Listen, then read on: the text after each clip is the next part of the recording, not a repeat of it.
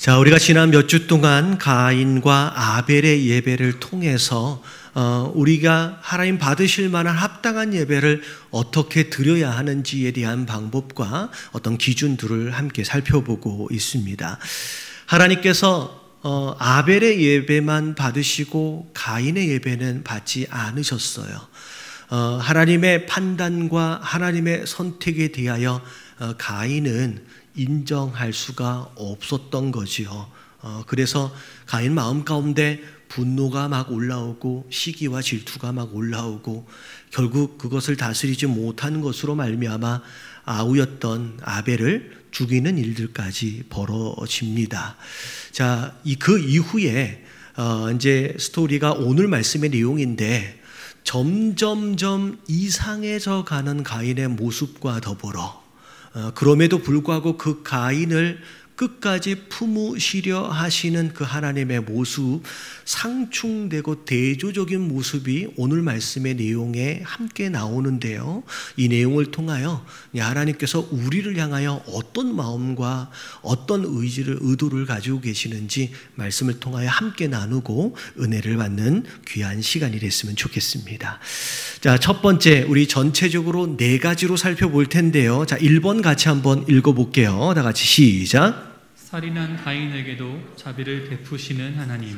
자, 성경에 보면 굉장히 익숙한 단어들 가운데 정확하게 그 뜻이 무엇인지를 설명해 봐라 라고 한다면 참 설명하기 쉽지 않은 많은 단어들이 있습니다. 그 중에 어떤 단어들이 있냐면 은혜라고 하는 단어와 자비라고 하는 단어예요. 자주 사용이 되지만 어떻게 보면 좀 비슷하게 느껴지지만 구체적으로 어떻게 다른지 어떻게 설명해야 되는지 조금 난해한 단어일 수 있을 것 같아요. 자, 오늘 이 은혜라는 단어와 자비라고 하는 단어가 오늘 말씀의 주제라고 생각하시면 될 것 같아요. 자, 먼저 일단 좀 정의를 좀 내려본다라고 한다면 자, 은혜는 가장 기본적인 표현이 뭐냐면 받을 만한 자격이 없음에도 불구하고 거저 우리에게 선물처럼 주신 거예요. 가장 중요한 표현이 받을 만한 자격이 없는 자에게 값 없이 주신 선물. 여러분 이걸 은혜라고 생각하시면 돼요. 자, 그러면 자비는 무슨 뜻이냐? 자비는 뭐냐면 거꾸로 마땅히 받아야 하는 형벌의 책임으로부터 구원해 주신 것을 의미합니다. 비슷하지만 조금 방향성이 달라요. 자, 이게 은혜와 자비의 차이라고 생각하시면 되고, 자, 첫 번째, 하나님께서 살인까지 저지른 가인에게 뭘 베푸셨냐면 자비를 베푸셨어요. 사실 이야기의 시작서부터를 보면 여러분 가인의 제사를 받지 않으셨다라고 하는 것은 결국은 가인의 제사에 문제가 있었던 거예요.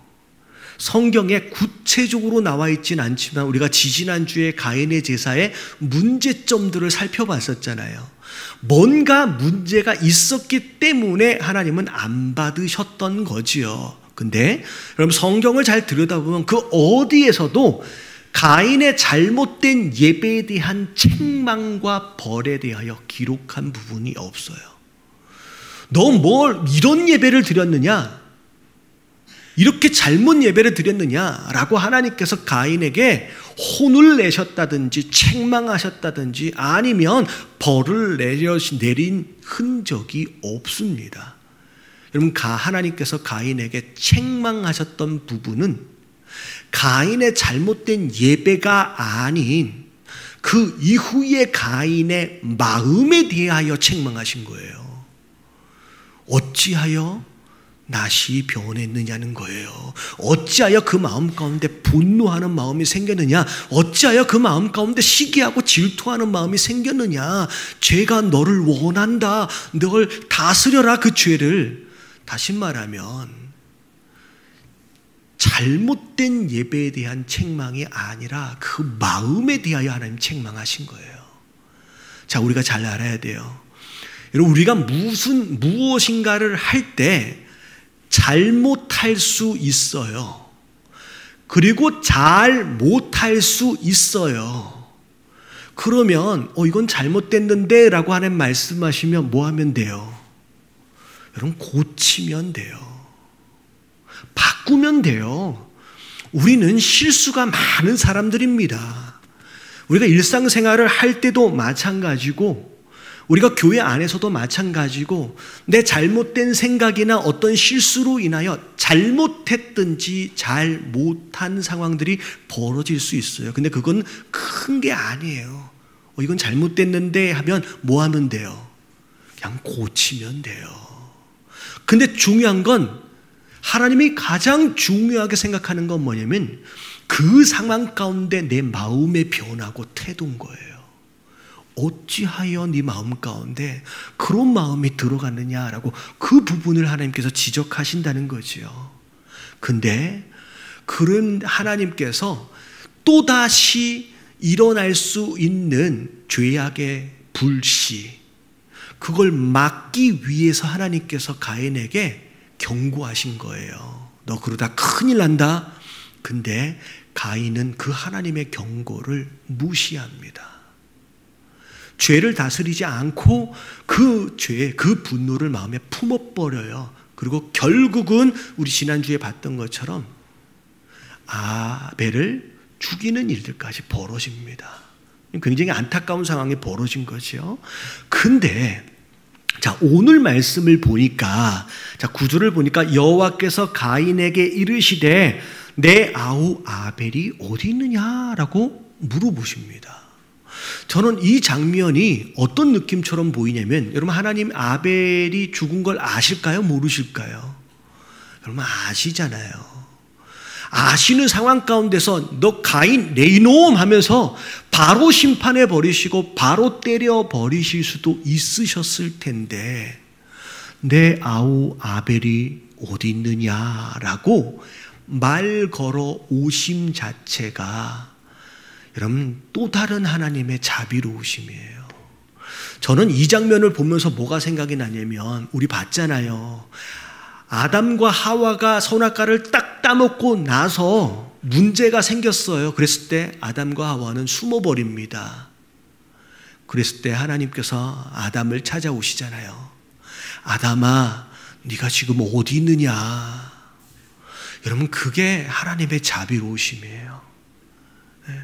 어떻게 해서든 그 문제를 해결해 보시려고 아담에게 말 걸어 오신 것처럼 가인에게도 또 말 걸어 오신 거예요. 여러분, 하나님은 바로 그런 분이에요. 끝까지 찾아와 주셔서 우리에게 또 말 걸어 주시고 어떻게 해서든 살 방법을 하나님이 찾아주시길 원하시는 바로 그런 하나님이라는 거예요. 여러분, 그 하나님의 자비로우심 때문에 우리가 지금 여기 있는 줄로 믿습니다. 여러분, 베드로후서 3장 9절을 보면 자, 이런 말씀이 있어요. 같이 한번 읽어봅니다. 다 같이 시작.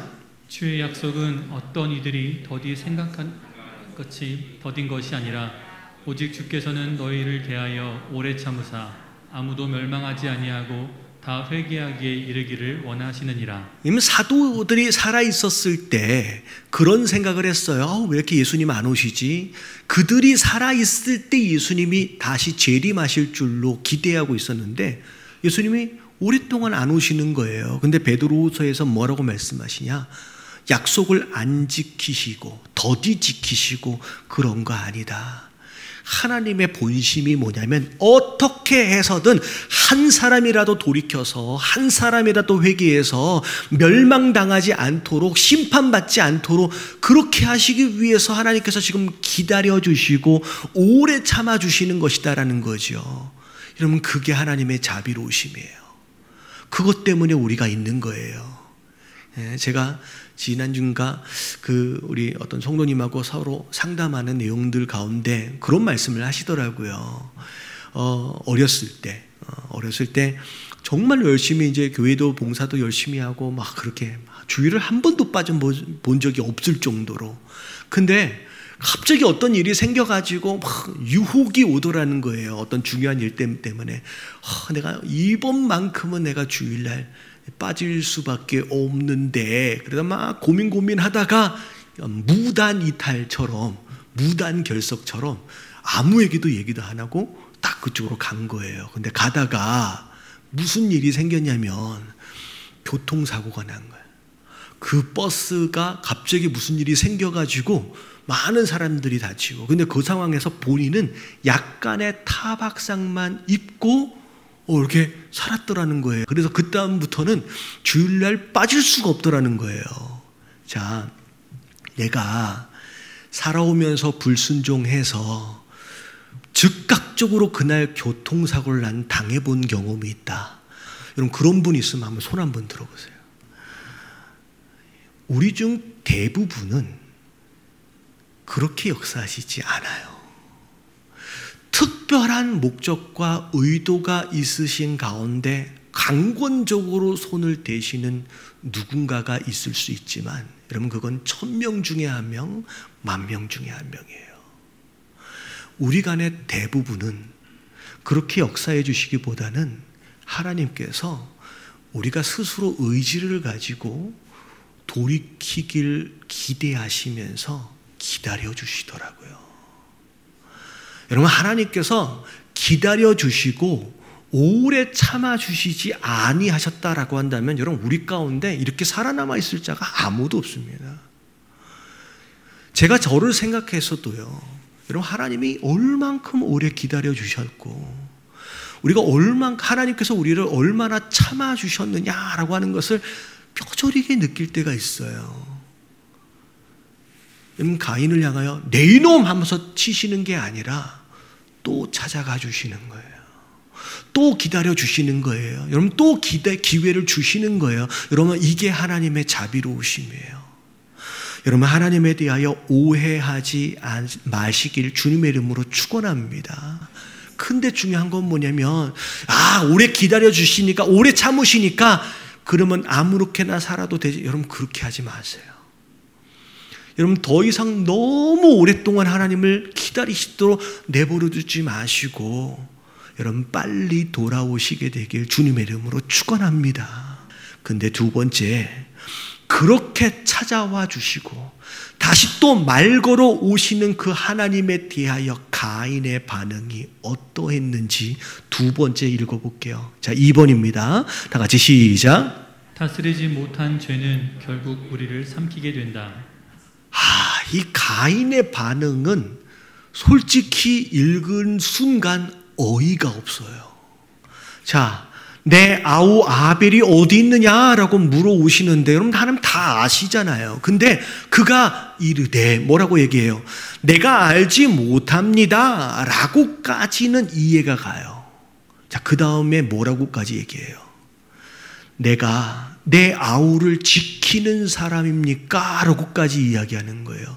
그러면 이 표현에는 이 가인이 지금 얼마나 뻔뻔해졌는가 라고 하는 것을 넘어서서 지금 누구를 공격하고 있냐면 하나님에게 공격하고 있는 거예요. 여러분, 하나님에게 대들고 있는 겁니다.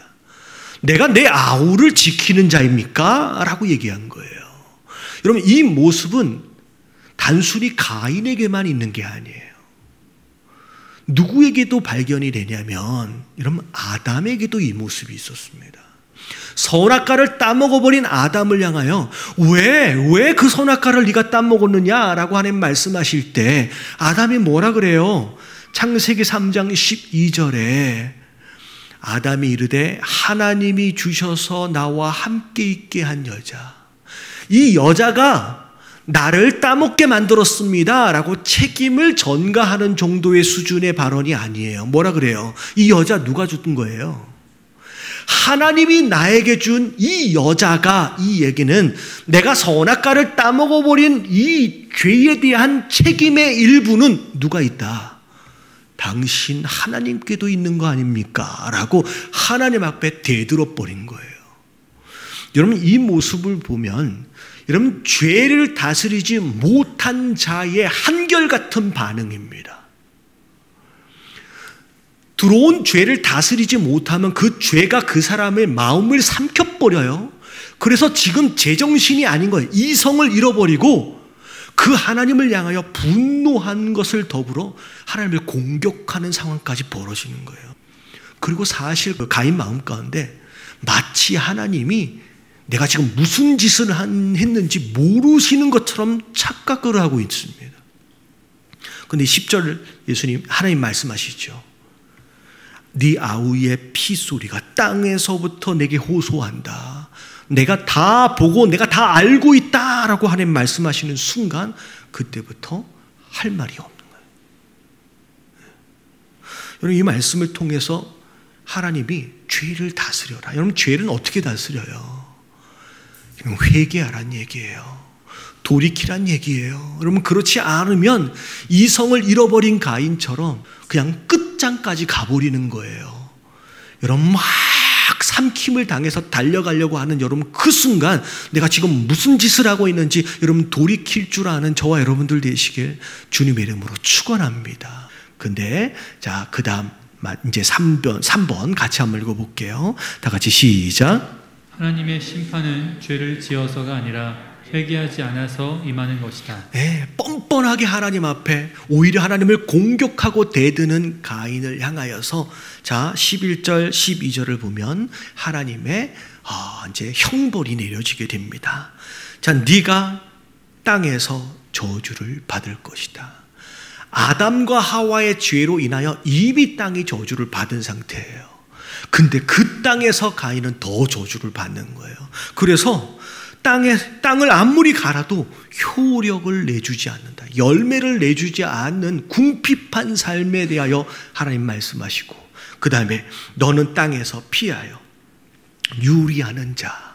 다시 말하면 정착하지 못하고 모든 인간관계가 깨어져 버려서 외롭게 혼자 방랑하며 사는 인생이 되어버릴 것이다 라고 하나님 말씀하십니다. 근데 13절을 보니까 가인이 여호와께 아뢰되 자 형벌이 죄벌이 내려졌음에도 불구하고 가인은 끝까지 용서를 빌거나 회개하지 않아요. 뭐라 그래요? 내 죄벌이 지기가 너무 무서우니. 여러분 부당하다는 얘기예요. 지금 자기가 당하게 될 이 저주와 형벌이 너무 크다는 얘기예요. 합당하지 않다는 얘기예요. 여러분 지금 아벨은 어떻게 돼버렸어요? 지금 죽어버렸잖아요. 죽어버린 아우의 모습은 생각하지 않고 앞으로 자기가 받아야 할 형벌에 대해서만 생각을 합니다. 그리고 나서 뭐라 그래요? 내가 다니다가 누군가 나를 마주치면 살인자네 라고 해가지고 혹시 그 사람이 나를 죽일지도 모릅니다 라고 얘기까지 하는 거예요. 여러분 성경 그 어디에도 가인은 회개하거나 용서를 빌지 않고 하나님의 처벌에 대하여 그냥 부당하다라고만 부르짖고 있는 거예요. 여러분 하나님의 형벌은 죄를 지어서가 아니라 회개하지 않아서 경험하는 거예요. 여러분 지옥을 누가 가는 거예요? 여러분 죄를 지어서 지옥을 가는 게 아니라 끝까지 회개하지 않아서 지옥을 가는 거예요. 여러분 이 세상에서 제일 억울한 사람이 많은 곳이 어디 있냐면 감옥이래요. 억울하다는 거예요. 자기가 저지른 죄로 인하여 누군가는 이미 죽어버렸고 누군가는 지우지 못할 상처와 아픔 가운데 살고 있음에도 불구하고 깨닫지 못하고 그냥 억울하다라고만 생각하는 게 죄인의 본성이라는 거죠. 여러분 중요한 것은 어떤 죄를 얼만큼 지었느냐라고 하는 것보다 더 중요한 게 뭐냐면 그 죄에 대하여 내가 인지하고 인식하고 회개했느냐라고 하는 것이 더 중요한 거예요. 로마서 2장 4절부터 5절까지 말씀을 보면 자 가인의 상황과 비교해서 연관성을 가지고 생각하시면 좋을 것 같아요. 혹 내가 하나님의 인자하심이, 여러분 하나님의 인자하심은 사랑이에요. 하나님이 가인을 사랑하셨기 때문에 또 찾아가셔서 말을 걸어주신 거예요. 그리고 너를 인도하여 자 뭐하게 하심? 회개하게 하심. 하나님이 왜 가인을 찾아가셨을까요? 하나님이 가인을 사랑하셨기 때문에, 그래서 회개할 수 있도록의 기회를 주시기 위해 찾아가신 거예요. 근데 회개하게 하심을 알지 못하여 그의 인자하심과 용납하심과 길이 참으심이 풍성함을 뭐 해버렸다? 멸시해버렸대요. 끝까지. 자, 5절 같이 읽어볼게요. 시작. 다만 내 고집과 회개하지 아니한 마음을 따라 진노의 날 곧 하나님의 의로우신 심판이 나타나는 그날에 임할 진노를 내게 쌓는도다. 하나님의 심판과 진노는 죄를 지어서 당하는 게 아니라 고집을 부리고 끝까지 회개하지 아니하는 그 마음 때문에 당하는 거라는 거예요. 옆에 계신 분들에게 인사 좀 해주세요. 고집 부리지 맙시다. 여러분, 죄를 많이 지어서가 아니라 고집을 부리고 끝까지 회개하지 아니하는 것으로 말미암아 심판을 당하고 진노를 당하는 거예요. 그래서 여러분, 부부끼리 종종 싸우시나요? 안 싸우세요? 여러분, 부부끼리 안 싸우면 참 좋겠지요. 근데 싸우지 않는 것보다 더 중요한 게 뭐냐면 화해하는 것을 아는 게 더 중요해요. 여러분, 매일 싸우는 부부가 매일 화해를 잘해. 그러면 평생 사는 거예요. 근데 한 번도 안 싸우던 부부가 딱 한 번 싸웠는데 서로 화해할 줄을 몰라. 그럼 어떻게 돼요? 그럼 문제가 심각해지는 거예요. 여러분, 하나님과의 관계도 마찬가지예요. 뭐 그렇다고 매일 싸우라는 얘기는 아니에요. 여러분, 하나님 관계도 매일 죄를 지을 수 있어요. 근데 중요한 건 뭐냐면 그 하나님과 화해할 줄 알면 해결이 돼요. 근데 아주 경건하게 죄 하나도 안 짓고 살다가 딱 한 번 죄를 지었는데 화해할 줄을 몰라, 회개할 줄을 몰라. 그러면 그 한 번의 그 죄로 심판을 받는 거예요. 내가 얼마나 많은 죄를 지었느냐라고 하는 것보다 더 하나님께서 중요하게 생각하는 건 뭐냐면 네가 그 죄에 대하여 겸손하게 나에게 가지고 나올 줄 아느냐라고 하는 것이 더 중요해요. 그래서 그 파렴치한 죄를 지은 다윗이 하나님 보시기에 내 마음에 합한 자가 되는 거예요. 죄의 정도가 아니라는 거예요. 여러분, 죄에 대하여 여러분 하나님 앞에 화해할 줄 아는, 언제나 하나님께 가지고 나갈 줄 아는 여러분 겸손한 자 되시길 주님의 이름으로 축원합니다. 자, 마지막 네 번째 같이 한번 읽어볼게요. 다 같이 시작. 뻔뻔한 가인에게도 은혜를 베푸시는 하나님. 네, 끝까지 회개하지 않고 죽겠습니다 라고 이야기하고 있는 이 뻔뻔한 가인. 그럼에도 불구하고 하나님 뭐라고 말씀하세요? 내가 누구 만나면 죽일지도 모릅니다 라고 얘기하니까 아니야, 그렇지 않아. 너를 죽이는 자는 벌을 너보다 7배나 더할 거야. 그리고 표를 줘요. 누구나 볼 수 있게끔. 그래서 그 표를 봤을 때 너를 죽이지 못하게끔 그렇게 하시겠다라고 하는 거예요. 여러분, 이 하나님 앞에 이런 처우를 받을 만한 자격이 가인이 있어요, 없어요? 없지요. 어떻게 이런 인생에게까지 이렇게까지 해주실 수 있을까? 그래서 이걸 뭐라고 얘기하느냐? 은혜라고 얘기하는 거예요. 파렴치하고 뻔뻔하고 죄에 대하여 회개할지도 모르는 그런 가인을 향하여 베푸신 은혜. 여러분, 이게 단순히 가인에게만이 아니라 여러분, 하나님이 우리에게 그동안 허락하신 은혜가 바로 이 은혜인 거예요. 할렐루야. 여러분, 그래서 우리가 여기 있는 거예요. 얼마나 감사한지. 여러분, 그 은혜 때문에 우리가 그나마라도 이렇게 예배하고 있다라고 하는 거 여러분 기억하시면서 감사하실 수 있는 저와 여러분들 되시길 주님의 이름으로 축원합니다.